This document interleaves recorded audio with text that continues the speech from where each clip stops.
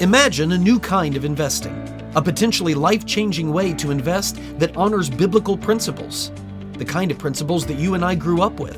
Since 1994, Timothy Plan has made biblically responsible investing possible, offering mutual funds and ETFs that are filtered for biblical principles.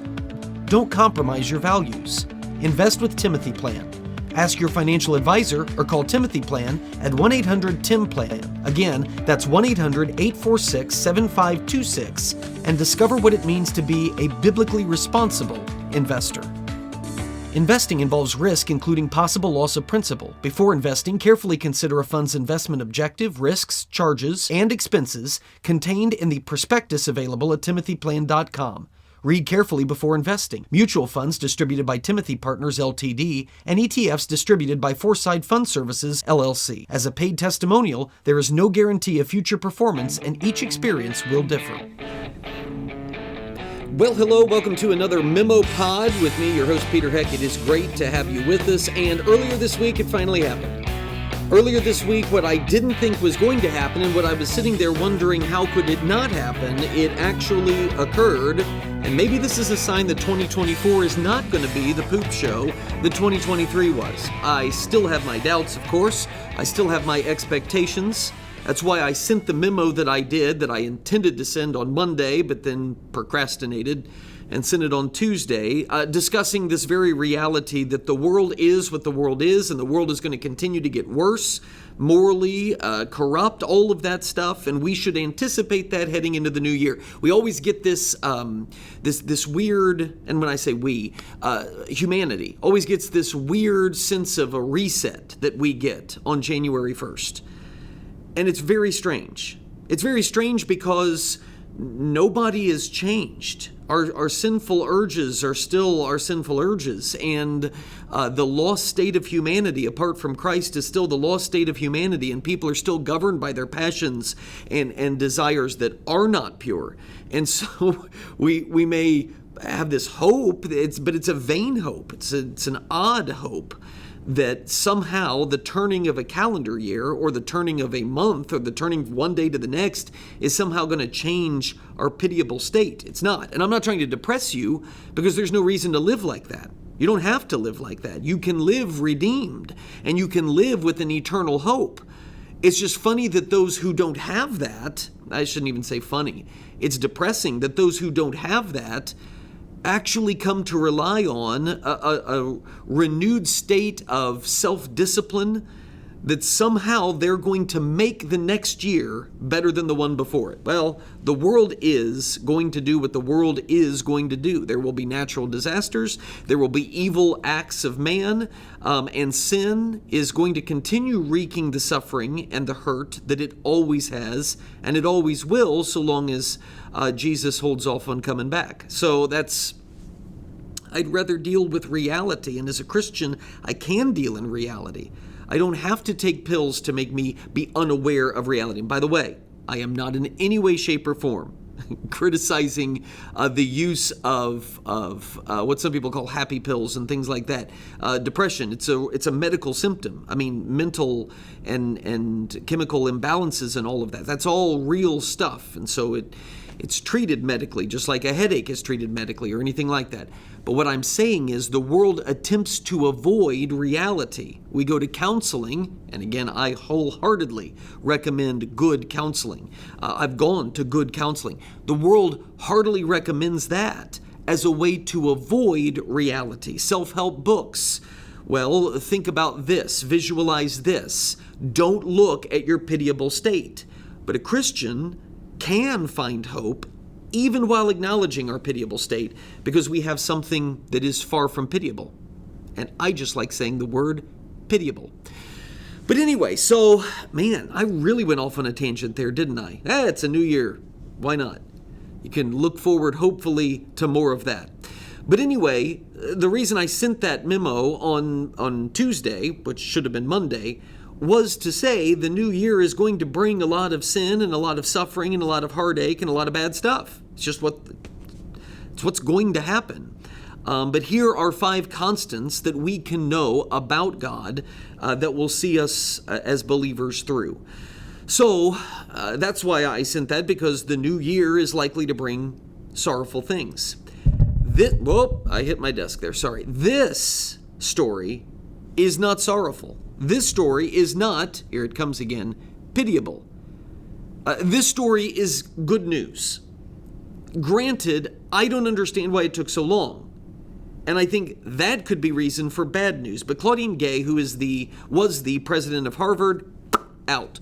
There were like 6 new allegations of plagiarism that surfaced, and I don't know what that made it then, like 200 or 300 allegations. I'm exaggerating.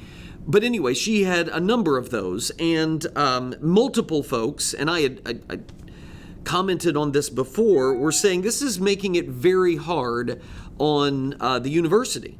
It's making it really hard on the university because they can't enforce their own student code of conduct, academic conduct, when their president is not abiding by it herself.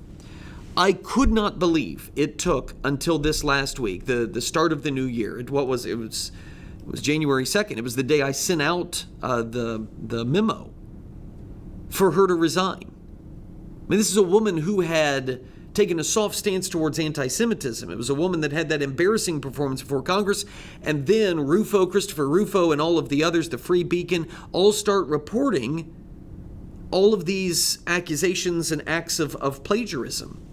And I saw a tweet thread by Wesley Yang that documented some of the folks that she had plagiarized. It was astounding, to say the least. And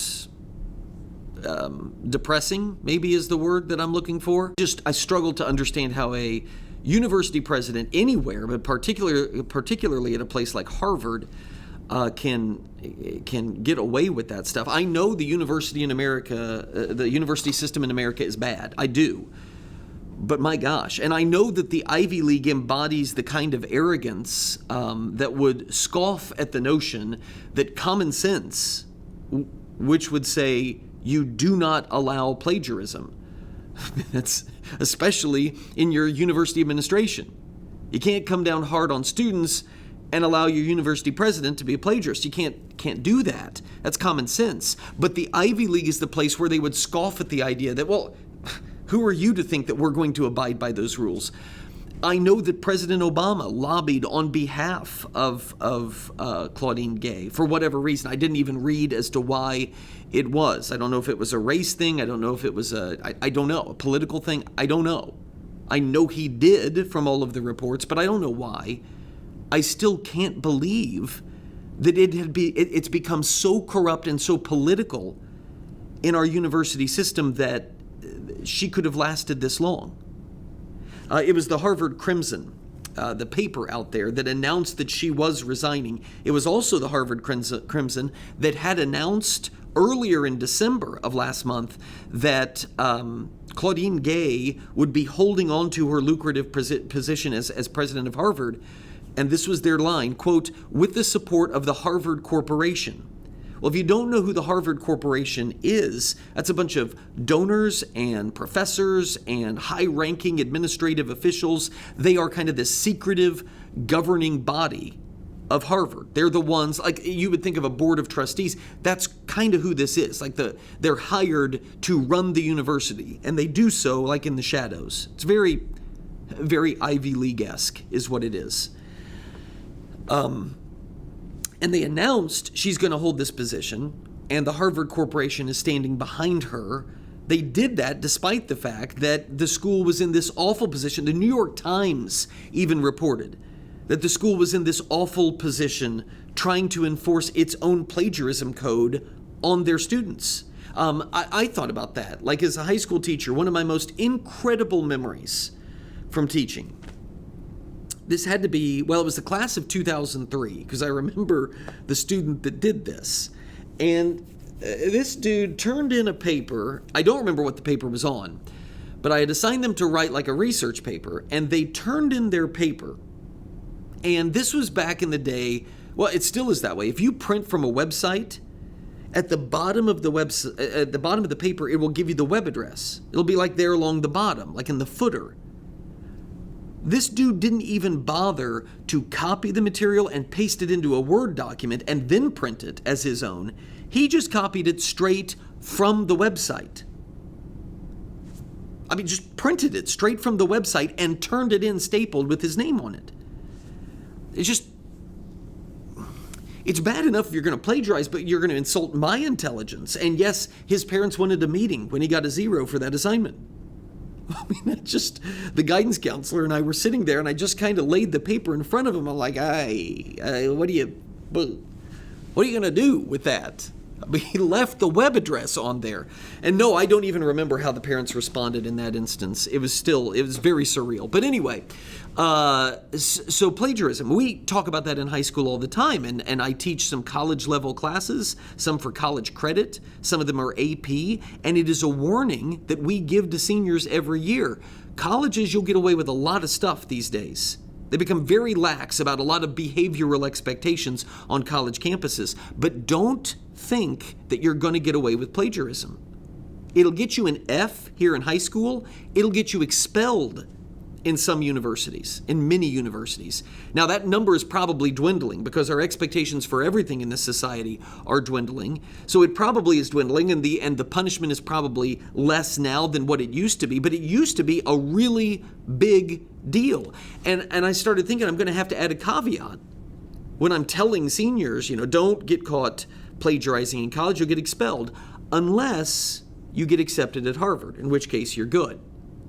I mean, that kind of runs, and I think that's what was causing a lot of the donors a lot of heartache, because Harvard's reputation is supposed to be the leading institution in America, the leading intellectual university in America. Well, it's not, but that's what they want to portray themselves as, and it's kind of what their reputation boasts. Well, you don't want to become known as the university that allows plagiarism. And that's kind of what they had done to themselves. It's embarrassing to me that some places and some people, and that they still consider themselves to be the premier university in America. There were a bunch of donors that felt similarly. And they started withdrawing their funds. And Harvard was facing incredible losses financially. And yet, they still persisted for how long now in defending Claudine Gay, and the supporters, no matter how indefensible and ludicrous their defenses became. I have to share this with you. Even though we are celebrating the triumph of common sense and the resignation of Claudine Gay, I have to share this with you because this is one of the most baffling tweet threads I have ever read. I'm going to share this with you. And what's so amazing about this is you're going to think we're going in one direction, and then out of the blue, we're going to do a complete 180. This was a tweet thread that was written, her name is Genevieve Gunther. She is a climate activist. She's an author. She's an alarmist. You will not see, this is how it started, okay? It started with an original post where Megan McArdle had written this. I'm almost as astonished at folks asking, why do you care that the president of Harvard is a plagiarist if the thefts were minor? I'm almost as astonished at those folks as I was at the folks asking, why do you care if the president of the United States is threatening to arrest journalists if he hasn't actually done it? It's a fair question. If you are going to say, well, is it a big deal? I mean, the thefts of intellectual property were very, very small that Claudine Gay engaged in. It is small stuff that she plagiarized. So you shouldn't get worked up about it. How then do you turn around and say, well, you heard what former President Trump said. He said he wanted to lock up some journalists. Well, yeah, but he hasn't done it. You see, you can't get mad about the latter if you're going to give a pass to the former. It's anti-intellectual, and it is ragingly dishonest, but it's also pretty common. And so Megan McArdle tweets that. Genevieve Gunther then weighs in, and she starts off this way. She says, one of the most powerful English professors of the past 40 years, which I didn't even know that English professors were regarded in any way, shape, or form as powerful. But, I mean, what does it take to be the most powerful or one of the most powerful English professors in the country. I can't assume that it takes that much. But anyway, one of the most powerful English professors of the past 40 years stole an argument I made in a seminar presentation, turning it into the core of his next book. The week after my presentation, he came into the classroom and he read a conference paper he was going to deliver at the Shakespeare Association that month re-articulating exactly what I had said about the same material the week before. The 15 or so grad students around the seminar table were dumbfounded, jaws on the floor. It was the classic Trumpy move. Do something illegal, but be so blatant about it, trusting that your power gives you immunity, that somehow committing the criminal act manages to normalize it simultaneously. You know what's funny about that? Joe Biden is known to be a plagiarist. So in actuality, I don't know that anybody thinks that Trump is plagiarized. Maybe they do. I don't know. I haven't heard that one. But I have seen the documentation of Joe Biden's plagiarism. He got in trouble for it. So actually, it's the classic Biden-y move, not Trumpy move. Nonetheless, Gunther continues, I will say, proud of my early 20-something grad student self, that I went up to him after the seminar and said, I think we may have a problem. To which he responded, oh no, there's no problem. Hamlet is a big enough play for us both to work in. Give me a hug. Do people really do that? I've never been a 20-something grad student female before, so I don't know. Maybe these professors do. But he then proceeded to wrap me into his arms and give me a full-body, pelvis-to-pelvis hug, which of course made me freeze, Jeannie Carroll style, and then just smile weakly at him when he let me go, patted me on the shoulder, and breezed off down the hallway. All right, so a little Me Too action in this post. She continues. At post-seminar drinks that evening, the class would always go out for beers after. The other grad students, still shocked, kept asking me what I was going to do. I think I just shrugged it off because I soon decided that I would just let him have my idea. I had chosen Berkeley over other graduate programs, not just because it was the best in my field, but also because this guy was there and I wanted him to be my dissertation supervisor. If I had to give him one of my ideas so that he would see I was smart, so be it. Yes, I realize that this is abject and not the way it works, and that the whole story is a symptom of pre-Me Too workplace politics. But I had no power, and he had all the power, and I thought he was brilliant. I want to hug my first-year grad student self, she writes. Anyway, you all are picking up on the way this seems like it's going, right? It seems like it's going when people in positions of power plagiarize and they think that they can get away with it. It's wrong, and they deserve to be punished. This guy deserved to be punished. That's the way it sure sounds. Stick with me. Anyway, the seminar went great, although I wasn't able to publish the paper that came out of it because, well, this professor had already circulated my argument. But again, I thought his plagiarism was a down payment I was making on an investment which would bring big returns. And he did favor me all year in various ways. But then over the summer, it was announced that he was leaving for Harvard, which he must have known all along, but of course never told me, leading me on all the while, and I never spoke to him again. Since then, I've heard from many trustworthy sources that this guy's plagiarized arguments from multiple graduate students, both at Berkeley and Harvard, and that his second wife got the topic of her second book from one of her graduate students' seminar papers. And the person I'm talking about is perhaps the most celebrated scholar in the field and a hugely successful crossover author, and, all caps here, everyone knows he's a plagiarist. All right, so now you're ready for the hammer to drop. I was. Here you've got a leftist, known leftist, this Gunther lady, Genevieve Gunther, and she's going to drop the hammer on Claudine Gay. Let me finish this thread off now. So if there are any doubts over double standards, comparing one white professor stealing whole arguments to a black grad student repeating banal phrases, performing scholarliness in her effing acknowledgments, which are not even ideas, let this anecdote help put them to rest. The right is going after Gay because they don't want the kids at Harvard to have any sort of anti-racist education, and they're not even trying to hide it. Don't fall for it for blank sake. Support Gay. Support DEI. Support anti-racism. Whatever the number is now, I forget. And yes, U.S. right-wing politics are so dangerous right now that I feel like I have to defend the president of blanking Harvard, which is absurd, but that's the power of today's white supremacists to make Harvard a bastion of racial sanity. What a time to be alive. I'm sorry, what? Here's how Mary Catherine Ham, who's a conservative writer, here's how she described it. This chick is having a heck of a race.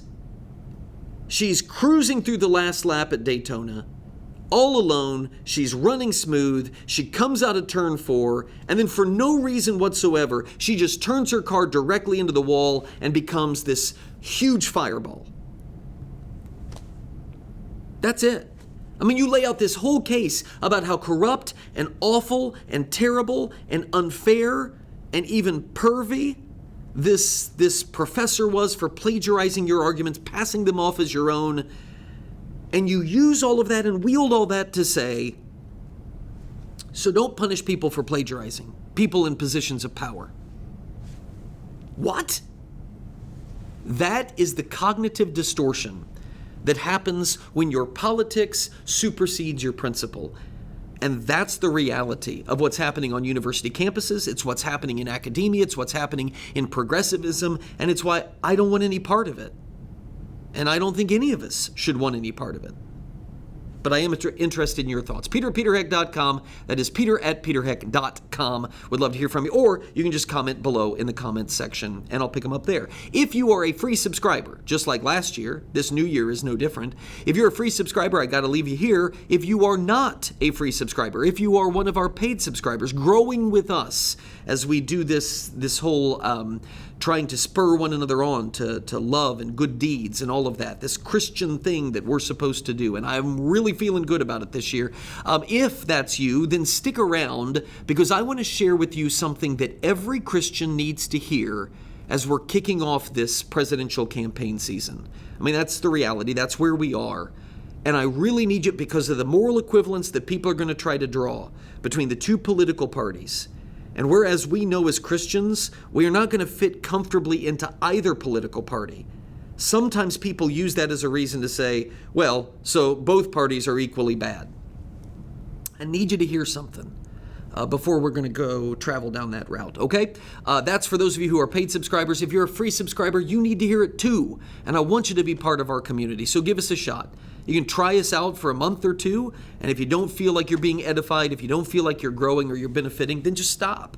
Or you can get the discount and go for the full year and give yourself a chance to see if you grow over an extended period of time. But that's what we're in it for. That's what I'm in it for. It's what I desire for the ministry that we've got. So if you're interested, go ahead and click the link and you can sign up now to be a paid subscriber and get the rest of this. If not, I'll see you next week. If you are a paid subscriber or are signing up now, I'll see you right after this break. The Memo with Peter Heck.